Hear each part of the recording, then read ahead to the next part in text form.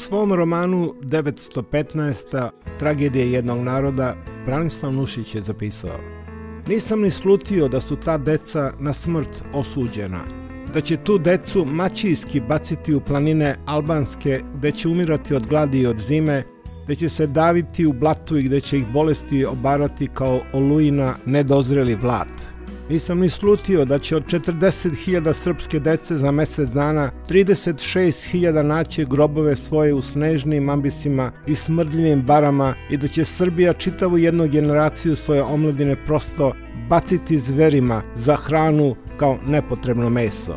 Nisam ni slutio, velim, kada su ta deca bleda i umorna lica prolazila u nedoglednim redovima mimo mene, da oni idu na svoju Golgotu i da je hrišćanstvo prema srpstvu tako siromašno žrtvama.